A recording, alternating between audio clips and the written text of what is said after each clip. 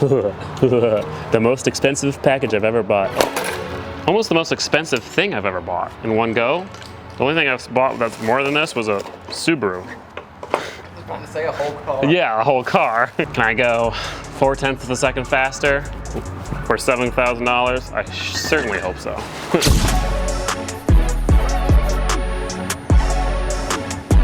So this is a RPM transmission, level 6 TR6060. On the outside, it looks identical to the transmission that is in the Volvo currently, but it can hold about twice the amount of torque. 1,200 foot-pounds can go through this baby. To be honest, I don't know what's done with this transmission. I messaged RPM Transmissions and I was like, here's my car. I want to go 10s. I make this much power. Please help me.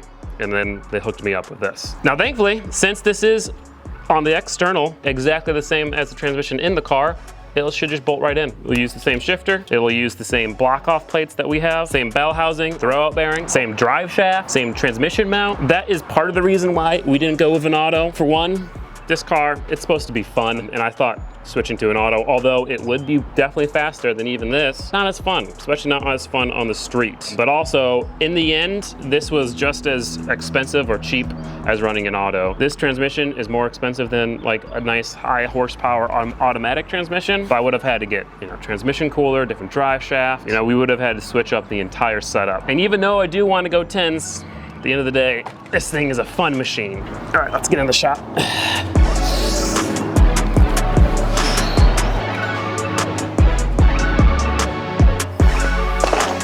There's nothing else to do or say besides get the old one out of there. Intercooler intake, some of the accessories have to come out, exhaust out, and then we drop the front subframe enough to get the bolts off the transmission.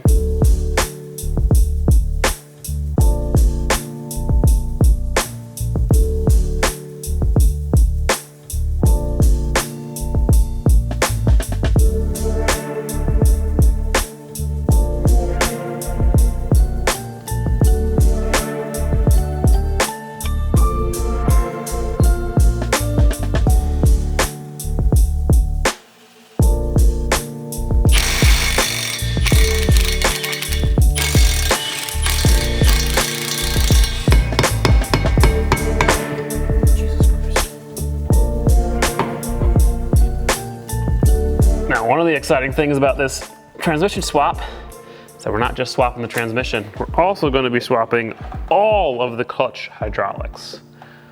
So this thing should be minty when it's done.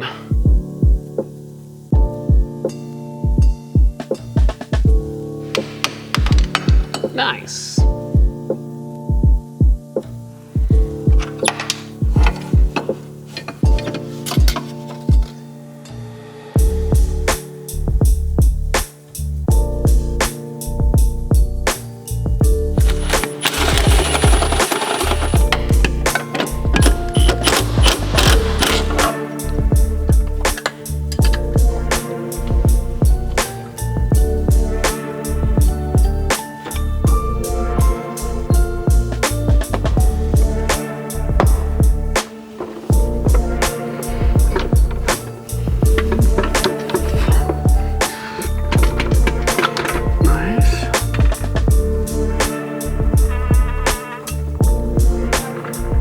Easy. Bruh.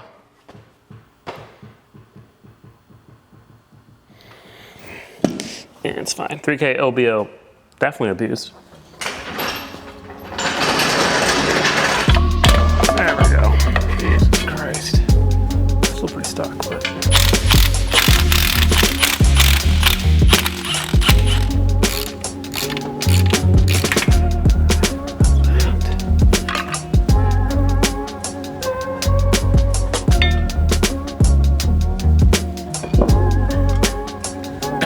We are going to be sticking with the same clutch. I just wanted to take it apart, send some photos to Centerforce so they can check it all over, make sure it's healthy. To me, it looks fine. I mean, there's clearly some hot spots, probably from when I totally destroyed it on a launch. Specifically remember smelling clutch all the way down the quarter mile, but I think it's fine. I mean, it wasn't slipping.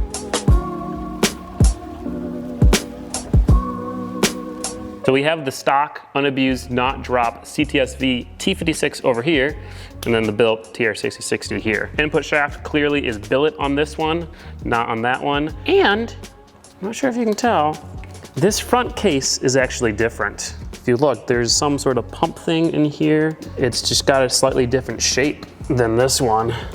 So that kind of goes to show that the internals are indeed different. We're not gonna swap out the release bearing because we're getting a new one of those, but the clutch and the block offs have to go onto this new transmission. Sorry, shifter, that's not a clutch, yeah. So let's go ahead and do that.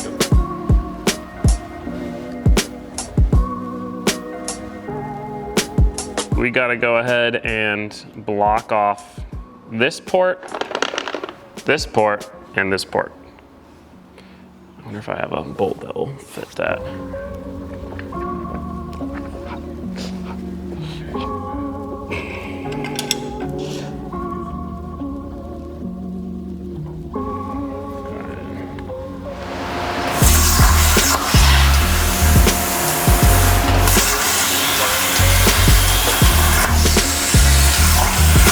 Impede.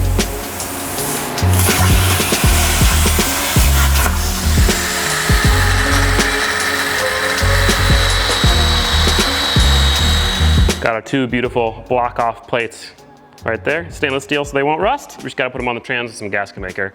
Now here's something exciting that I wanna start doing. I'm gonna go ahead and list the CAD file for both of these block off plates for free on emindustries.com. If you guys need these block off plates and have access to a plasma cutter, feel free to head over there, download them, and get yourself some free plates. As long as you got metal, of course. I want to start doing this with pretty much all the stuff I make, offering it to you guys for free, and possibly even actually start making some stuff to sell with the plasma cutter. We'll see, we'll see, we'll see.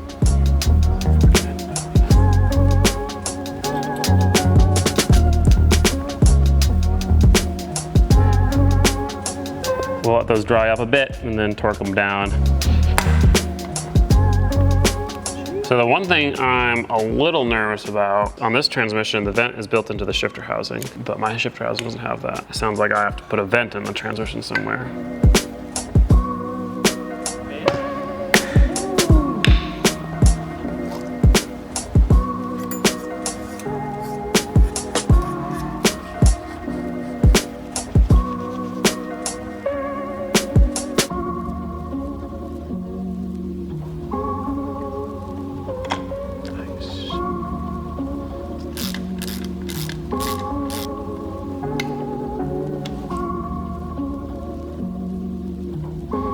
There we go.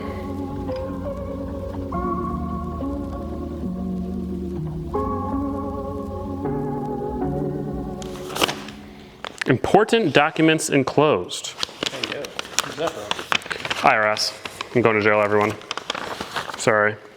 Haven't been paying my taxes. Hey, more stickers, let's go. So in this box is a whole bunch of new parts from Centerforce to go along with the new transmission. Now, Centerforce has been an absolute lifesaver for this entire swap. I messaged them to talk about some of the issues that I was having, and they went through the effort of pretty much going through the entire setup that was in the Volvo, they calculated how much travel the current setup had, and how much weight it had at the clutch pedal, and they found out the best combo to get the most travel and the least weight at the clutch pedal, which is what I was wanting, because the clutch was heavy and it had to be traveled quite a lot. So this is their own hydraulic release bearing.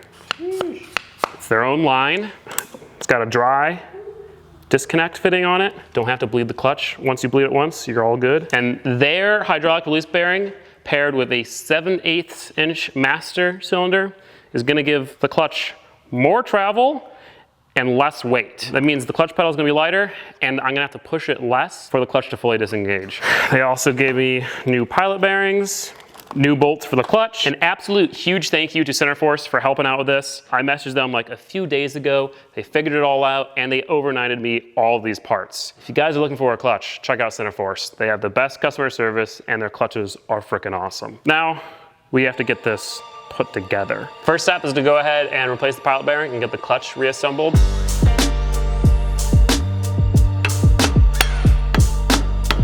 There we go. Nice.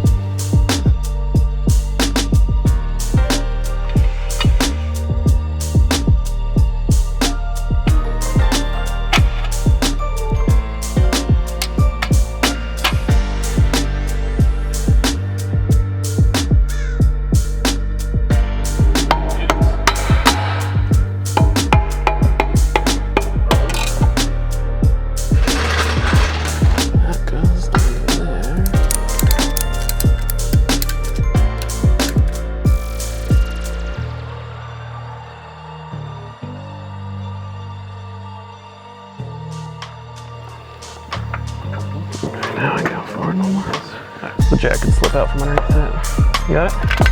Okay, 3, 2, 1. I see you want done. Okay.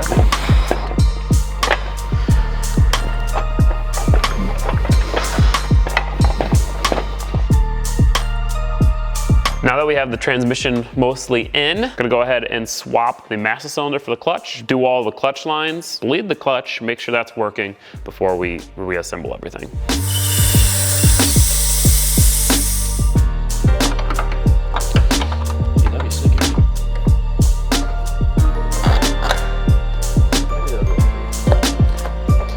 So this is a 13/16 bore master cylinder with a -3 AN line, and we're upsizing, should I say, to, wow, I mean, you can see how big of a difference that is, holy shit. This is a 7/8, so only 1/16 inch bigger, but it looks way, way bigger. So that's reassuring. But then we're also upgrading the size of the clutch line, allow more fluid to go through.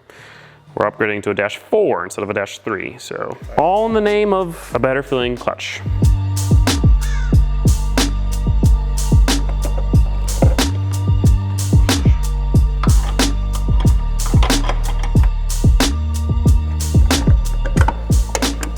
So in the last setup, clutch master went straight to the slave cylinder. Now in order to get the perfect launch, we are adding one thing to the system. This funky looking thing. What is this? I mean, there's a couple different names for it, but essentially it's a clutch release solenoid activated by electricity. Pretty much what this does, instead of trying to slip the clutch perfectly on a launch at the drag strip, which is impossible to do the same every single time. You know, sometimes you might release the clutch a little bit too fast and spin. Sometimes you might release the clutch a little bit too slow and roast the clutch. What this allows you to do, you push a button inside the car, you dump the clutch on the launch, and this slips the clutch for you. Then after you are done launching, you release the button so that you can have control of the clutch without the solenoid doing anything. It's got an adjustable valve on it right here, so you can adjust how quickly it will release the clutch when it's activated. And the idea is that this paired with launch control will essentially get a very repeatable and very dialed in launch for a manual stick shift car. So now, clutch master cylinder goes into this solenoid, and then this solenoid goes and feeds the slave cylinder. Now this bad boy, it's gonna go somewhere on the thing here.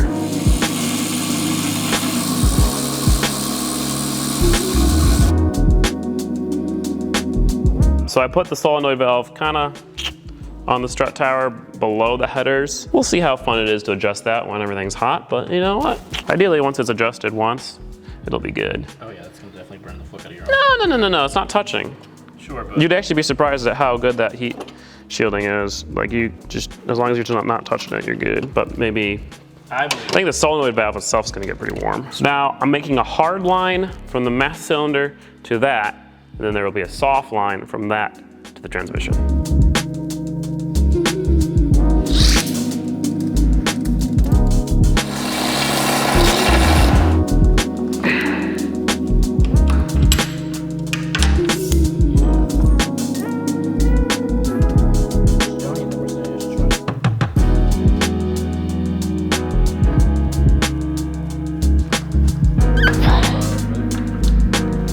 Clutch line go in.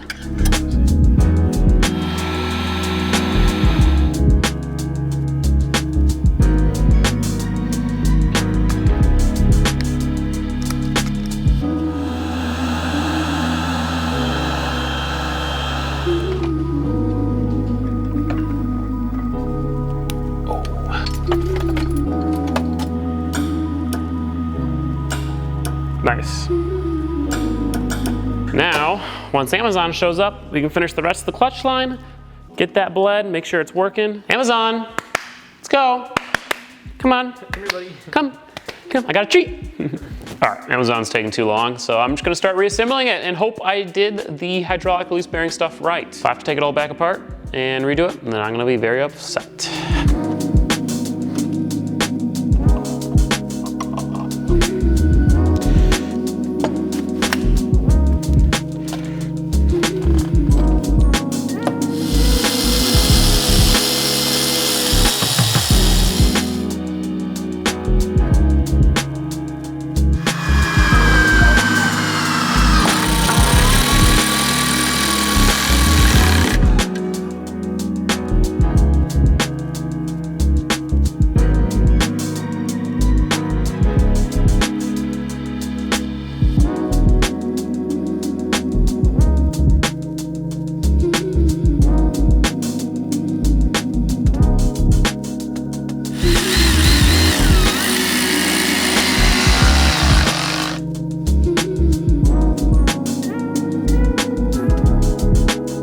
Every chance I get, replacing old crusty bolts with new bolts from Bolts and Nuts. 2 M8 bolts for the steering.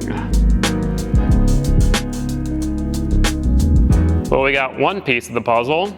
How many more hours will I have to wait for the other piece?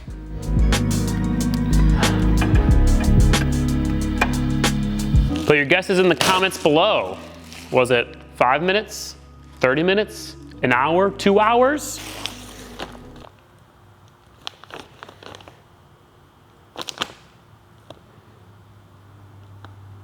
This looks awfully short, but it is a clutch line. All right, well that might be,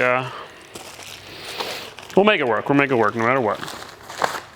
Bruh, it was blue on mine. I didn't want a black one, I wanted a blue one. This is kind of an interesting product. It's a insert for the factory trans mount I have on the car. It goes into the factory one and is supposed to make it stiffer, although it's still pretty soft, so we'll see how that goes. All right, we're gonna put this together, bleed the clutch. Boom.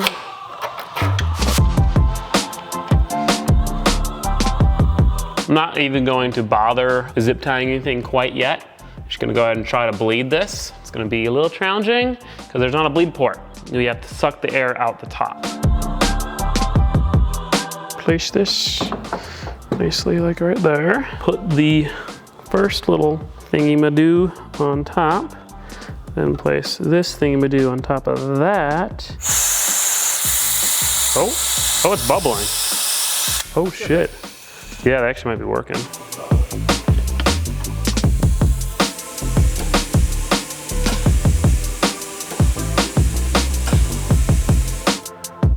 Well, I went down to adjust the clutch, and that is the back of the master cylinder. I don't know if you can see that. See the, here, help put it. Yeah. Damn, dude. Well, since this one that I overnighted was junk, I overnighted another one. Bye-bye money. Also, RIP to going to the dyno tomorrow. But while we wait for the new one, I'm gonna go ahead and put the insert into the trans mount.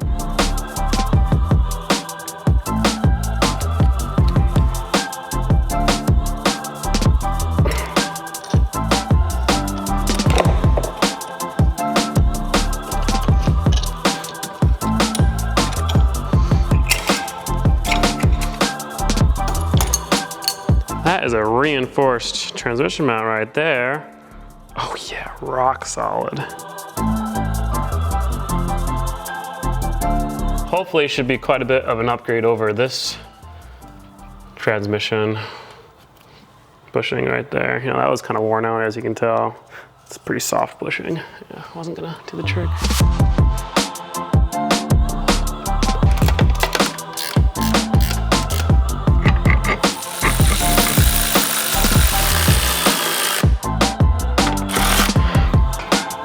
Obviously, we'll actually tighten it when we later down the line, but we still have to get the exhaust through here and stuff, so. Out with the new, and in with the new. It's bubbling, but it's not continuously bubbling, and it's holding pressure. It's a good sign. So now, according to the instructions, we leave it for a few minutes, fill it up, do it again a couple times, we'll see. So the good news is that clutch is working and it feels great. It feels way better than before. Much springier, a little bit lighter. Bad news is that our eBay launch control solenoid valve, there's something wrong with it, because when you adjust it, it affects the way the clutch feels. So pretty much the way it's supposed to work is it's only supposed to do stuff when it's activated, right? When it's activated, it's supposed to slip the clutch, but it's slipping the clutch when it's not activated. So we have it all the way loose, so it's not doing anything, but it means we're gonna have to either fix it or replace it, which means we're gonna have to bleed this entire system again, but whatever.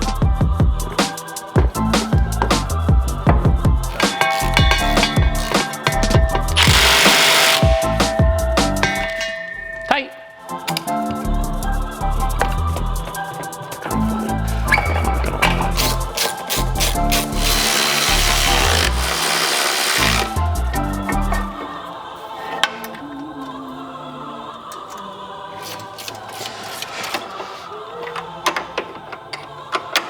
So I think we got it fully reassembled. Still on the lift. Now what I'm gonna do, A, let it warm up, make sure that all looks good.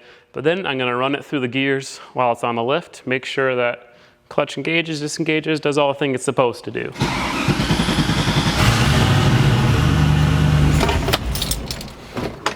We forgot something. Yeah, that's kind of important, isn't it? Okay, here goes first gear. Okay. Nice. Bro, the shift. It's so short, it just goes right in. I think we're probably good. I'm gonna lower it on the ground, let it warm up. Wait, you went in reverse that quick? Yeah, it went right into reverse like it's supposed to.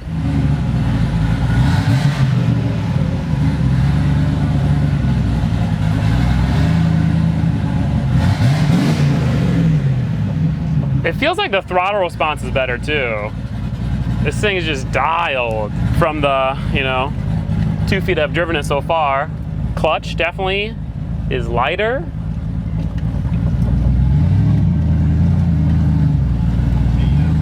It's much springier. Like, I'm almost more excited about the way the clutch feels than the transmission, but we haven't gotten that far yet,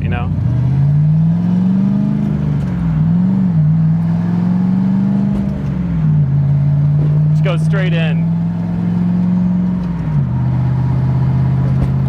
It was really hard to convey like how the other transmission felt, but it would go into gear and it wouldn't grind, but it would almost have to chill in neutral for a second before it would accept the next gear.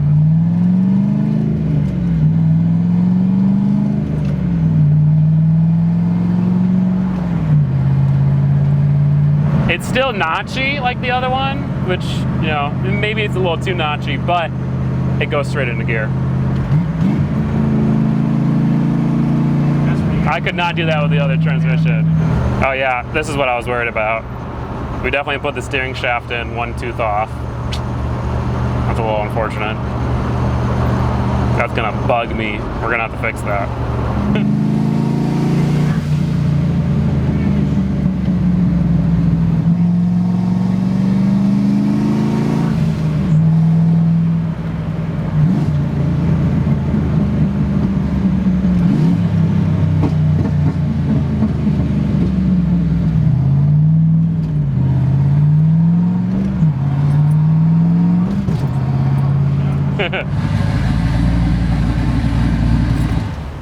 So now, in the next video, the goal was to bring this thing to the dyno, put some E85 in it, and see what it would make with the new turbo and all the other upgrades. And then this weekend, take it to the track. Here's the thing.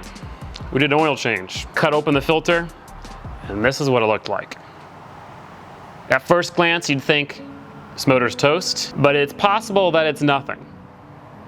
And so in the next video, we're gonna find out if it's something. If it's not anything, we'll take it to the dyno. If it is anything, we're gonna take it to the dyno. Either way, we're going to the dyno, but we're gonna find out if this thing's about to blow up at least. Of course, if you wanna watch that video right now, oh, excuse me. Hello? Hey, how's it going? I mean, you guys are welcome to come if you want, but you wouldn't be able to ride in the Volvo, so that would be kind of sad. Yeah, any day next week after Monday, as long as Monday goes well. So yeah. That was another YouTuber. We're gonna collaborate. Anyway, what was I saying? If you wanna watch the next video ahead of schedule, you can click up there, become a patron, and support the channel. You'll get early access to every single video and access to other exclusive content. Otherwise, if you wanted to check out some Gingium merch over on eomindustries.com, that would be sick. But yeah, that's it. Really hope this thing isn't blown up.